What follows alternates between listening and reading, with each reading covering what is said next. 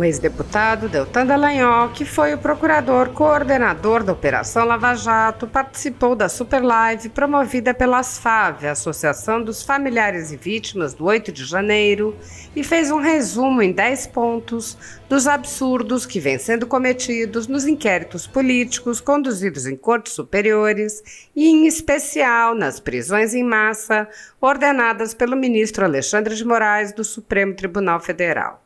Dallagnol explicou que vê 2 objetivos nas últimas movimentações do ministro e de membros do governo Lula, que vem concedendo entrevistas coordenadas e promovendo atos comemorativos das injustiças. O ex-deputado disse: "Eu vejo 2 objetivos. O primeiro é trazer legitimidade para o que é ilegítimo. O segundo é alcançar a regulamentação das redes sociais." O ex-procurador organizou uma lista com 10 problemas para resumir os absurdos observados nas prisões em massa e condenações relacionadas ao 8 de janeiro. Dallagnol mencionou a falta de individualização das penas, com violação ao princípio da presunção de inocência, a criação de uma teoria nova para culpabilizar os cidadãos, contrariando a jurisprudência do próprio STF, que a criação dessa teoria é uma inversão completa do que já foi utilizado pelo tribunal, a acusação por crimes impossíveis para forçar uma pena maior, a acusação por associação criminosa sem os requisitos da permanência e da estabilidade, as penas completamente desproporcionais, a condenação à insolvência civil, subtraindo dos acusados seu patrimônio e seus meios de sustento, a incompetência do STF, mantida para garantir condenações que seriam impossíveis em outras instâncias, o fato de haver um tribunal de exceção e a situação do ministro Alexandre de Moraes, que se reconheceu como vítima. Dallagnol alertou as pessoas que comemoram as injustiças contra seus inimigos, lembrando: a injustiça contra essas pessoas é uma injustiça contra todos os brasileiros. O mal sem oposição se espalha como fogo em palha seca. Nos últimos anos, até mesmo a liberdade de culto foi restringida no Brasil, assim como as liberdades de ir e vir, de trabalhar, de se informar, de se manifestar e as liberdades de expressão e de imprensa. Cidadãos que expressem suas opiniões ou manifestem apoio ao ex-presidente Jair Bolsonaro são alvo de intensa perseguição, podendo ser alvos de prisões, buscas e apreensões, censura e confisco. Em inquéritos conduzidos nas cortes superiores, matérias, reportagens e relatórios produzidos pela velha imprensa contra seus adversários políticos ou concorrentes são aceitas como provas sem questionamento e servem como pretexto para devassas em pessoas e empresas no que é conhecido como Fishing Expedition. O resultado das devassas é compartilhado com a velha imprensa, que então expõe seus concorrentes, apresentando atos banais como se fossem crimes, em matérias que servem como base para novos atos contra a concorrência. Em uma decisão monocrática em um inquérito administrativo, o ex-corregedor do Tribunal Superior Eleitoral, Luiz Felipe Salomão, mandou confiscar a renda de sites e canais conservadores para impedir suas atividades, com o respaldo e aplauso dos ministros do STF, Luiz Roberto Barroso, Alexandre de Moraes e Edson Fachin. A Folha Política tem toda a sua renda confiscada desde 1º de julho de 2021. O confisco da renda atinge todos os vídeos produzidos pelo jornal, independentes de tema, data ou qualquer outro fator. Anteriormente, a Folha Política teve sua sede invadida e todos os seus equipamentos apreendidos a mando do ministro Alexandre de Moraes em inquérito que foi arquivado por falta de indícios de crime. Se você apoia o trabalho da Folha Política e pode nos ajudar a manter o jornal, Doe qualquer valor à empresa Raposo Fernandes utilizando o QR Code que está visível na tela ou use o código Pix ajude@folhapolitica.org. Caso não utilize Pix, há a opção de transferência bancária para a conta da empresa Raposo Fernandes, disponível na descrição deste vídeo e no comentário fixado no topo. Com a sua ajuda, a Folha Política poderá se manter firme e continuar a exercer o seu trabalho. Pix ajude@folhapolitica.org. Assista! Eu vejo dois objetivos nessa articulação de todas essas falas, desses eventos. Eu vejo o primeiro objetivo, que é de trazer legitimidade para algo que é ilegítimo. Então, quando o ministro Alexandre de Moraes vem e fala que existiria um plano para, inclusive, matá-lo, ele tenta trazer aqui uma empatia, uma sensibilização das pessoas, ele tenta justificar o injustificável, querendo dizer, olha, o que existir é uma situação de tal excepcionalidade, uma situação que envolvia, inclusive, um plano de homicídio. Mas peraí, qual é a prova disso?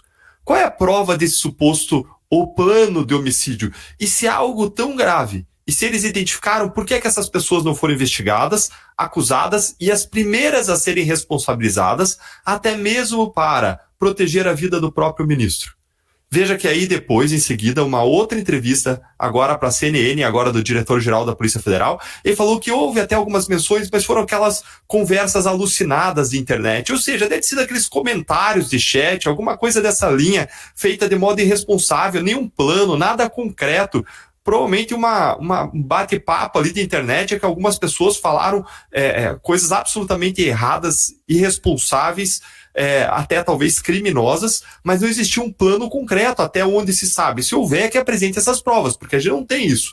Mas o que me parece é que se tentou forçar a barra, inclusive invocando um suposto plano de homicídio, que me parece que não existe até agora, para buscar trazer uma justificativa para o tamanho da reação que o Supremo Tribunal Federal teve e para o modo como o Supremo Tribunal Federal está tratando as pessoas do 8 de janeiro. Agora, isso não se justifica de modo nenhum. Por quê? Porque simplesmente viola o nosso pacto fundamental, que é a Constituição, e viola o nosso pacto fundamental, que é a lei. Além disso, a minha segunda percepção, eu ainda tenho a percepção de que existe um segundo objetivo nessas entrevistas concatenadas e nesses atos que estão sendo promovidos, que é alcançar a regulamentação das redes sociais por meio, seja de uma decisão do Supremo, seja de um projeto como aquele que foi rejeitado no Congresso Nacional, que é o projeto 2630. De onde é que eu tiro isso? Eu tiro isso diretamente das entrevistas do ministro Alexandre de Moraes, em que ele colocou expressamente que um dos grandes objetivos, se não mais importante, do TSE para o primeiro semestre do próximo ano é a regulamentação das mídias sociais. Na outra entrevista para o Globo, ele falou que as redes sociais tiveram seu papel em permitir a proliferação da atitude golpista.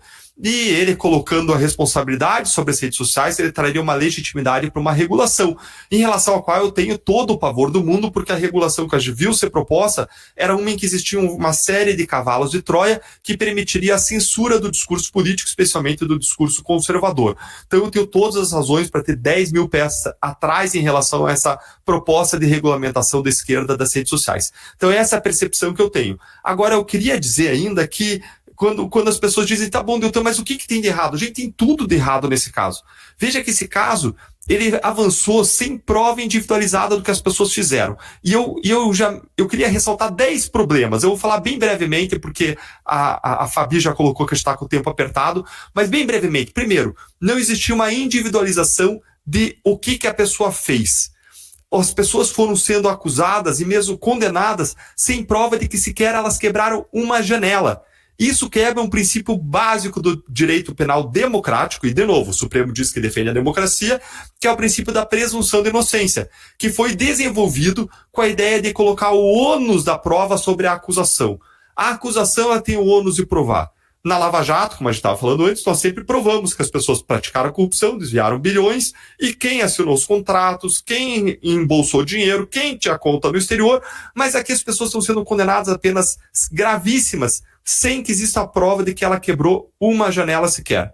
Aí, como que a PGR e o Supremo deram a volta nesse problema, resolveram essa questão? Eles aplicaram uma teoria nova. Eles inventaram uma teoria do crime multitudinário, que seria uma teoria que permitiria você responsabilizar pessoas em casos em que a prova é impossível. Seria impossível, segundo o Supremo, provar o que cada pessoa fez. Então, nesse tipo de caso em que a prova seria impossível, você pode responsabilizar todo mundo que fazia parte daquela multidão. Só que ainda dentro desse primeiro problema, para dizer que isso não resolve, essa teoria não resolve, é o problema, é o fato de que ali nesse caso existiam câmeras de vigilância por toda parte, que é um lugar com mais câmeras de vigilância do que o Congresso Nacional, o Senado Federal, a Câmara dos Deputados, a Presidência, o Supremo Tribunal Federal. Ou seja, a prova até poderia ser trabalhosa, identificar cada pessoa, cada rosto, mas é possível, ainda mais com toda a tecnologia de hoje. E mais, se todo mundo tivesse atuado em favor dos crimes, ok, mas existem vídeos que mostram que pessoas atuaram contra a depredação. Isso levanta uma dúvida, e a dúvida favorece o réu. Esse é um outro princípio do direito penal democrático, que é o princípio de que a dúvida favorece o réu. Segundo ponto, ainda para quem diz que essa teoria se aplicaria, existiria essa briga de torcida, aí você responsabiliza todo mundo que está no meio da multidão. Peraí, mas para você responsabilizar alguém por uma briga de torcida, você tem que provar que a pessoa estava lá com a intenção de brigar. Se era lá um pai protegendo a filha no meio da briga da torcida, ele não pode ser responsabilizado pela briga de torcida. Então, no mínimo, o Ministério Público teria que provar, e o Supremo demonstrar na condenação, que a pessoa estava ali com a intenção de depredar, com a intenção de praticar aqueles atos. Esse é um princípio constitucional do direito penal democrático que determina a personalidade ou intranscendência da pena. Você não pode responsabilizar uma pessoa pelo que estava fazendo o cara do lado. Você tem que ter prova de que ele estava ali para praticar aqueles crimes. Terceiro problema, o Supremo Tribunal Federal já enfrentou uma série de outros casos em que existia dificuldade probatória. Casos, por exemplo, de crimes societários. Quando uma empresa faz um crime de sonegação fiscal, é muito difícil você mostrar qual dos 10 sócios que estava envolvido. E ainda assim, o Supremo disse que o Ministério Público deve individualizar a conduta. Porque o Supremo é garantista. Eles inventam tese para absolver, para inocentar, para garantir a impunidade dos bandidos, nunca para incriminar. O que está acontecendo agora é uma aberração dentro da história do Supremo. Fere completamente a linha da própria tradição da jurisprudência do Supremo Tribunal Federal. Em quarto lugar, como a gente mencionou aqui, os meios que foram empregados para os supostos crimes aí de abolição violenta do Estado Democrático e golpe de Estado eram impossíveis, eram ineficazes para os resultados. Não tinha uma arma, não tinha tanque. Como que aqueles 2.000 manifestantes iam se sobrepor a 300 mil militares? Impossível. Na pior das hipóteses, estavam ali incitando o exército a fazer um golpe. Seria outro crime, não de golpe, não crime de abolição, mas crime de incitação, que tem a pena muito menos grave. Mas justamente para forçar uma pena maior, eles estão trazendo esses crimes que são impossíveis de terem acontecido pelo próprio Código Penal. Em quinto lugar, estão colocando sobre essas pessoas o crime de associação criminosa, quando não existia nenhuma prova de permanência e estabilidade. Cansei de ter casos criminais absolvidos, em que eu acusei a pessoa por associação criminosa, por não existir prova de que existia uma permanência ao longo do tempo, uma estabilidade para praticar uma série de crimes, que é um requisito essencial para o crime de associação criminosa. No entanto, essas pessoas que se associaram circunstancialmente foram condenadas por isso, contra toda a jurisprudência dos tribunais. Em sexto lugar, o tamanho da pena, gente, é flagrantemente desproporcional. Foi uma pena muito maior do que a do mensalão. No mensalão, as pessoas foram condenadas a 7 anos, 8 anos de prisão, os atores centrais, atores políticos. Olha o Lula. O Lula foi condenado não por um triplex, mas por desvio de mais 70 milhões de reais aí de obras e mais a lavagem de dinheiro por um triplex. E foi condenado a coisa de 10 anos de prisão. Depois teve um aumento de pena, uma redução nos tribunais. Agora, como que você vai condenar essas pessoas a 17 anos quando uma pessoa condenada por desviar 70 milhões de reais foi condenada a cerca de 10 anos de prisão? Sem nem falar, Elise Matsunaga foi condenada por um homicídio brutal ali do marido a 16 anos de prisão, e essas senhorinhas presas com um terço e uma bíblia na mão a 14, 17 anos de prisão. O que é isso? A justiça americana, que é muito mais grave do que a nossa, muito mais severa, no caso da invasão do Capitólio, em que houve inclusive armas lá, pessoas ameaçadas com armas, condenou aquela pessoa bem famosa que usava os chifres a 3 anos e 5 meses de prisão. E a nossa justiça, que é muito mais branda, está condenando a 17 anos. O que é que está acontecendo? É uma justiça feita, enviesada para esse caso, está na cara. A gente ainda vê o Supremo condenando essas pessoas à insolvência civil. Essas pessoas nunca mais vão poder ter um carro, uma casa, nada no seu nome, porque estão aplicando uma multa de 30 milhões de reais de dano moral coletivo. Ainda a gente está vendo quem está fazendo isso em 8º lugar agora. É o Supremo Tribunal Federal incompetente. E eu já falei disso, agora eu não falei por que o Supremo está mantendo esse caso lá. Ele está mantendo porque se baixasse para a primeira instância, os tribunais jamais permitiriam essas condenações e o trâmite desses casos como estão acontecendo. Se fosse na primeira instância, as duas, pelo menos as outras 3 instâncias, o Supremo não, mas STJ e o Tribunal de Apelação, iam derrubar esses casos por uma série de ilegalidades. Em 9º lugar, não teve livre distribuição. Foi um juízo de exceção. Agora, nas entrevistas, ficou mais claro ainda. A ministra Rosa Weber distribuindo de modo focado para o ministro Alexandre de Moraes. Em 10º lugar, nós temos não só um ministro que foi protagonista das ações, o que não poderia ter acontecido, deveria ter sido o Ministério Público e Polícia, mas mais, ele se reconheceu nessa semana como vítima. Então, nós temos um caso em que existe uma mão do Estado enviesada, ilegal, justiceira, no pior sentido de prática de injustiça, que está pesando, está violentando, está linchando, está enforcando as pessoas. E eu quero dizer uma coisa para vocês, se vocês pensam em às vezes não se importar, porque isso pode estar longe de você, pode estar acontecendo com pessoas que estão longe de vocês. Injustiça contra essas pessoas é uma injustiça contra todos os brasileiros. O mal, sem oposição, ele se espalha como fogo em palha seca. Ele incendia tudo e todos à sua frente. Martin Luther King sabia bem disso e lutando contra uma injustiça histórica arraigada, ele disse que injustiça num lugar qualquer é uma ameaça à justiça em todo lugar. Olá, Fabi, oi, Ezequiel, olá a todo o público que nos segue aqui, que nos acompanha, que está indignado com o que aconteceu há um ano. Não só com a depredação, mas especialmente com a sequência de injustiças históricas que a gente viu ser praticadas desde então por um tribunal que deixou de aplicar o direito para tratar pessoas simples como se fossem inimigas de Estado.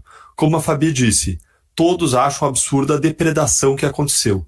Mas mais absurdo ainda é que agentes de Estado ultrapassem completamente os limites da Constituição e das leis para linchar pessoas. O significado do que aconteceu desde o dia 8 de janeiro é bastante claro.